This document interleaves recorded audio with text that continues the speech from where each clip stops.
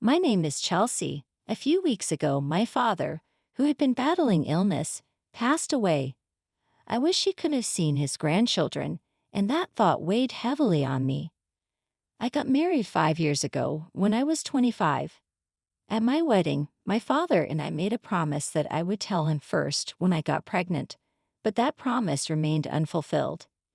It's my one regret about my father, even though I did everything I could for him. Since his illness was diagnosed a year ago, I visited my parents' home frequently and accompanied my mother to the hospital. I increased the frequency of my phone calls and video chats, but I still can't shake the feeling that I could have done more. My mother, sitting next to me, reassured me. "You did your best, Chelsea." "Really?" I asked. "Yes, your father would have been satisfied," she said. At that moment, my sister Portia walked in with the lawyer. The lawyer, a man in his mid-40s, introduced himself as Samo and handed me his business card. "Thank you for coming. Please have a seat," he said. "Excuse me," my mother said as she guided him to a seat. Once he was settled, my sister blurted out, "I heard from this lawyer that Dad left quite an inheritance, and it's not all for you, Portia." "I know that," I said. My sister, now glaring at me, glared back.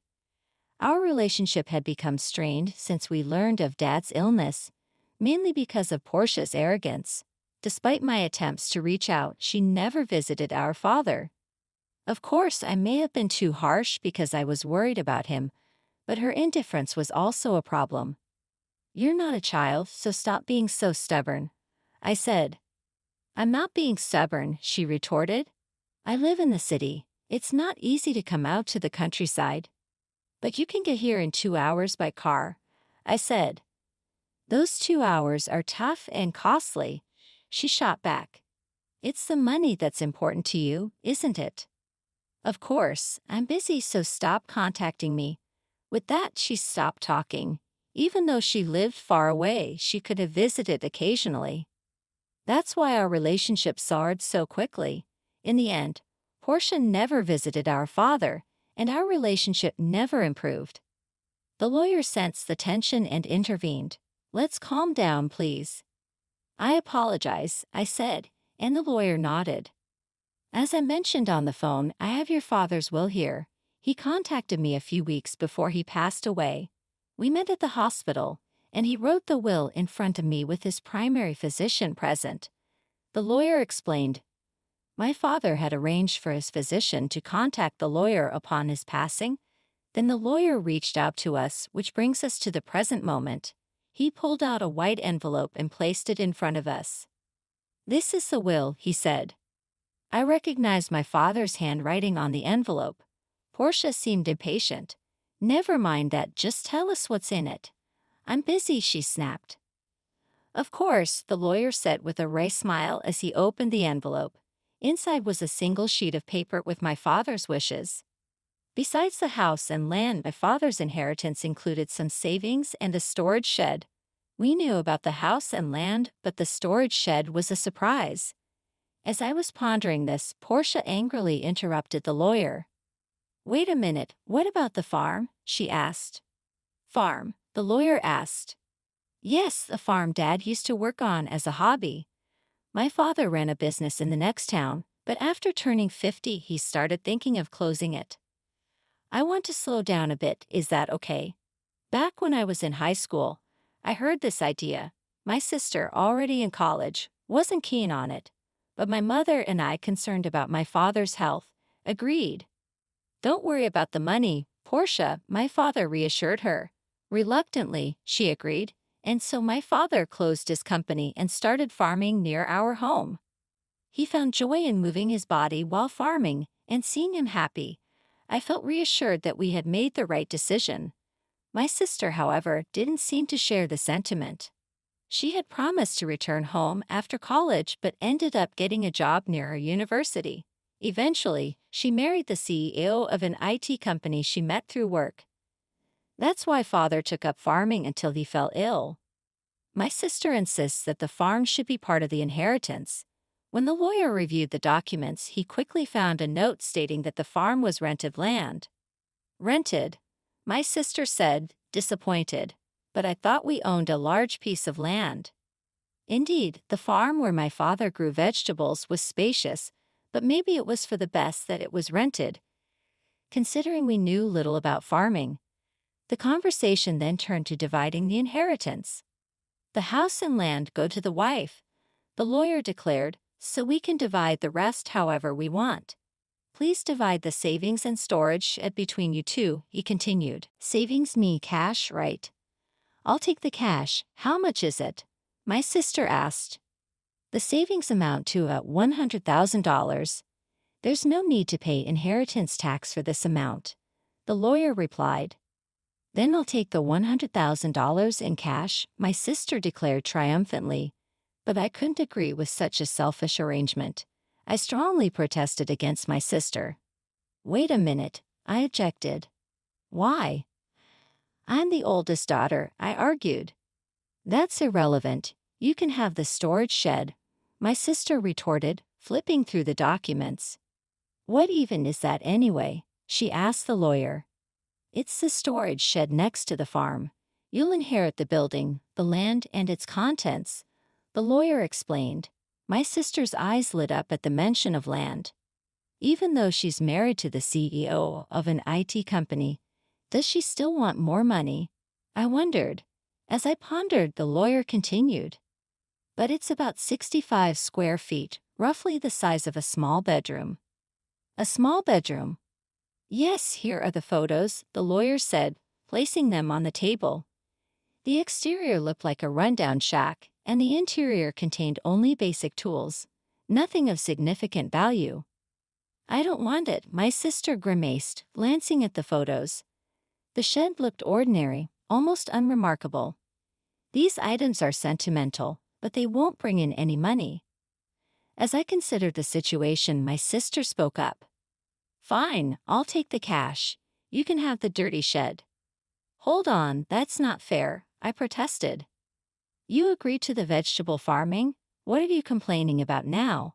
Her response left me with little to argue. Still, I couldn't let her take all of Dad's inheritance without standing up for myself. So we're good then? My sister pressed, waiting for my answer. My mother interrupted. As long as Portia won't complain later, I have no objections. Portia quickly agreed. Of course, I won't complain. So it was decided. Portia would get the cash and I would receive the shed. My sister grinned triumphantly, but I wasn't content.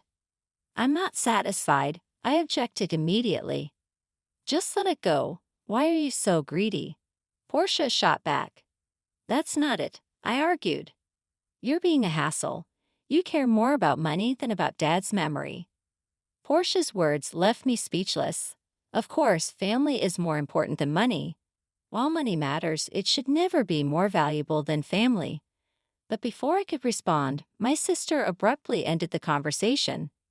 In the end, my mother received the house and land, while Portia got Dad's savings. All I was left with was the shed. My sister signed a document agreeing not to dispute the inheritance division, and then laughed loudly. Frustrated, I vented to my mother. Mom, why didn't you help me? I did help you, she replied. How? You let Portia take the cash. I made sure you got the shed, she said with a smile. I pouted in response, but my mother added, you might find something surprisingly good if you look closely. The next day, I collected the key from the lawyer and headed to the shed near the field. It was a 10-minute walk from home along the quiet rural road. Finally, I reached the field my father had rented for the past year. Now that he had been hospitalized, the field stood empty. I unlocked the shed and pushed the door open. Wow, it's dusty, I muttered as a cloud of dust greeted me.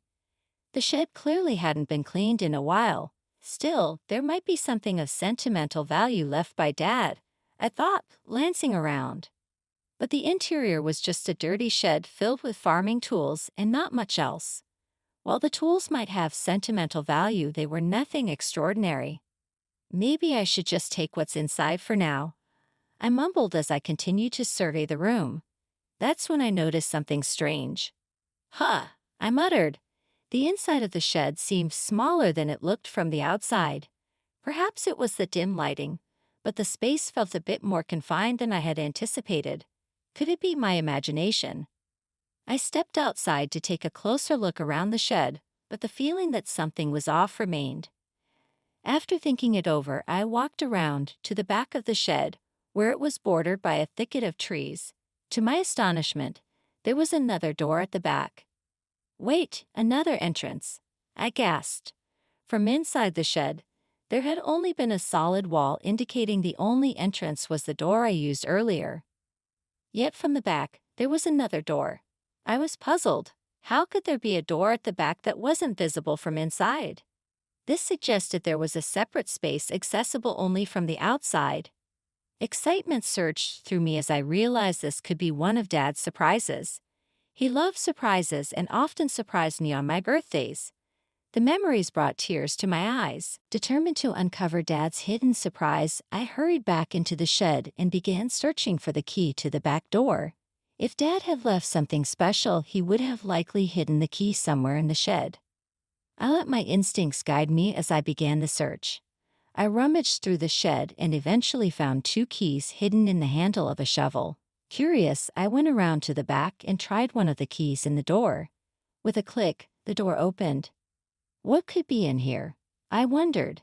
Inside the small space, only about 3 feet wide, stood a large safe. Is this from Dad's company? I thought as I recognized the safe it was the same one I had seen in the corner of his office when I was a child. Feeling nostalgic, I opened the safe. This discovery brought back memories of my father and made the inheritance worthwhile.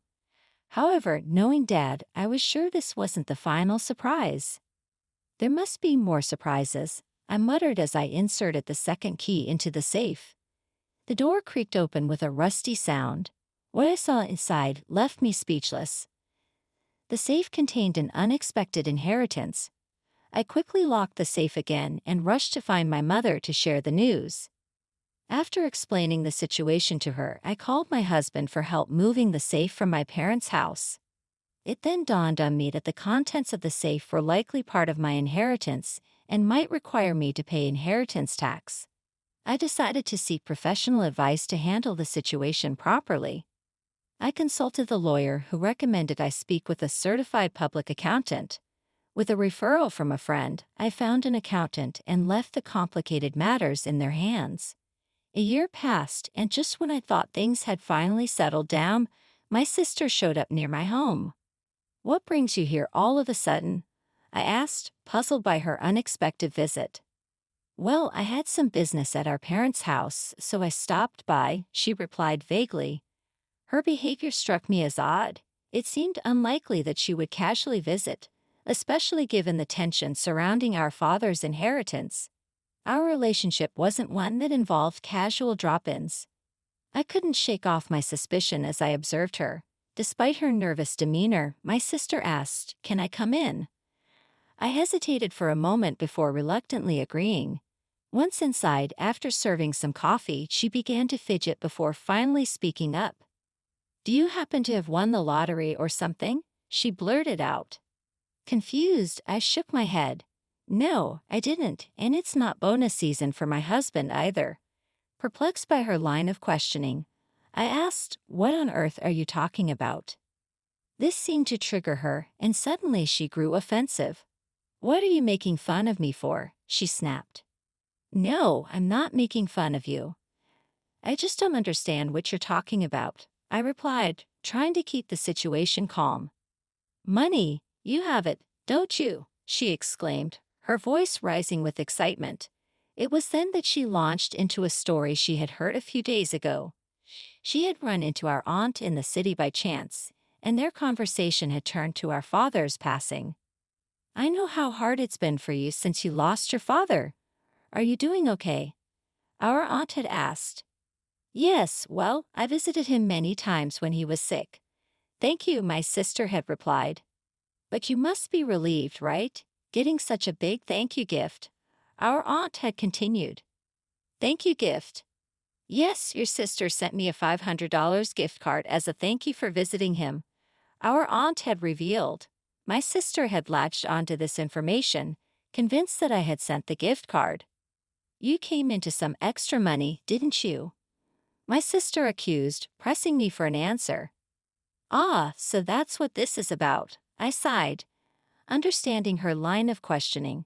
My reaction seemed to annoy her, and she snapped. "Why are you acting like that? Are you mocking me?" "No, not at all. It was just a thank you gift," I explained calmly. "But where did you get the money for it? That's what I want to know," she demanded. "From the inheritance, remember?" My sister frowned upon hearing this. "All you got was that dirty shed," she said. "Yes, that's true, but there was a safe inside the shed. That's where the real inheritance was," I clarified. "Real inheritance," she repeated. Her interest piqued. I went on to explain. The contents of the safe inside were valuable watches my father had collected as a hobby during his life. I admitted that I didn't know their exact worth, but I estimated the remaining savings at around $100,000. Dad had been a successful business owner who retired early. This amount seemed modest, leading me to believe he had invested heavily in those watches. "If they're valuable, you'll have to pay inheritance tax," my mother had pointed out after seeing the contents of the safe. "What should I do, Mom?" I'd asked. She paused to consider and advised, "It's best to declare everything properly. Things like this always come out in the end." "But how do I go about it?" I asked. "Let's consult the lawyer we spoke to recently," she suggested. So I scheduled another meeting with the lawyer. I was informed that when you inherit valuable items, the inheritance tax is determined by their current market value. Additionally, I was advised that a certified public accountant could manage the tax situation for me, so I entrusted them with the task. After consulting with the accountant, it was determined that the watches alone were valued at a minimum of $500,000. With such high-value watches, you'll need to pay inheritance tax, the accountant advised. To cover the inheritance tax, I decided to sell some of the watches. Since I lacked expertise in valuing them, it made sense to sell the more expensive pieces to someone who could appreciate their worth.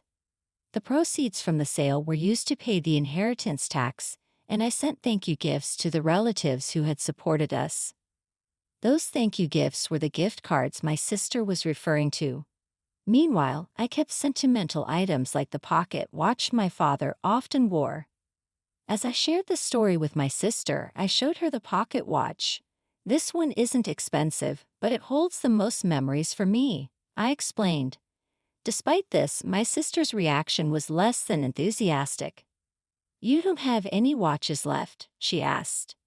"No, I still have some in the safe," I reassured her. "It's at Mom's place. The safe is too large for my house and was the one Dad used of his company." My sister murmured, looking away and deep in thought. Her expression made me uneasy, but she soon stood up and announced, "I'm leaving now that I know where the money came from." She left without further incident. Given my sister's focus on money, I expected she might demand a share of the proceeds from the watch sales, so I was relieved she left without any fuss. In my relief, I overlooked the earlier unease I felt about her demeanor. However, my relief was short-lived. Late that night, my mother called me urgently. "Chelsea, it's urgent. Please come over right away." "What happened, Mom?" I asked, alarmed by her frantic tone. "It's just really bad," she replied, her voice shaky. My husband and I rushed to my mother's house. As we approached, we noticed something alarming. The area around my parents' house was lit up in red. "What's going on?" I exclaimed. As we got closer, the reason became clear. Several police cars were parked outside my parents' house. I pushed through the crowd and called out to my mother. "What happened, Mom?" My mother told me the story. Around 9:00 p.m., feeling exhausted, she had already gone to bed. Shortly after, she heard unusual noises, like someone searching for something, coming from the house. Her first thought was that it was a burglar. Feeling alone and vulnerable, she decided to escape through the window. As she looked back, she saw the beam of a flashlight moving inside the house. Confirming her suspicion, she ran to the neighbor's house and cried out for help, saying, "There's a burglar." The neighbor immediately came outside and saw the flashlight inside my mother's house.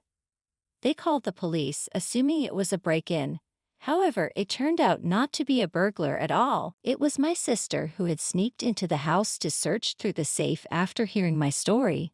Neither my mother nor the neighbor could have known that the intruder was my sister. When the police arrived, my sister was caught off guard and attempted to flee the scene. In her panic, she tried to make a quick escape but bumped into the open door of the safe, causing the already unstable safe to topple over and trap her. "So Portia got trapped under the safe?" I asked, still trying to process the events. "Yes, that's what happened," my mother confirmed. "She was taken to the hospital by ambulance, but she keeps saying her leg hurts." I was truly dumbfounded. What on earth was my sister thinking? After the incident, my mother and I apologized to the police officers who responded to the call, feeling bad for summoning them so late. I also called my sister's husband to inform him about what had happened. "Wait, so Portia broke into her own family home and got injured?" I asked. "Yes, that's correct," my mother confirmed. When I spoke to my sister's husband, he expressed his frustration. He mentioned that Portia had accumulated a significant amount of debt, primarily from overspending on luxury goods. He had recently discovered this and had gotten into a heated argument with her. In the end, my sister left their house, saying she would borrow money from Mom and pay it back. It turns out my sister had already used the $100,000 she inherited to pay off her debts. Still short of funds, she decided to come to me in search of more money. Learning about the contents of the safe drove her actions, ultimately leading to this mess. No wonder her husband was furious. In the end, my sister, who had fractured her leg, was hospitalized. Her husband went to the hospital with divorce papers, which left my sister in shock. "I'm not getting a divorce." "Absolutely not," she protested. But it was too late. Faced with the divorce papers, my sister had no choice but to sign them. Now she's lying in her hospital bed, and there's a part-time job magazine next to her suggesting she's planning to work part-time to pay off her debts. For me, this news came as a relief. In the aftermath of all the commotion, I decided to move back to my parents' home to support my mother and help take care of the house. There was another reason behind the decision too. I had recently discovered that I was pregnant. My husband and I agreed that moving back home would be best as my mother could help us with child care. I wish I could have shared the news of my pregnancy with my father while he was still alive, but I'm certain he would have been happy for us. I'm looking forward to giving birth to a healthy baby and starting a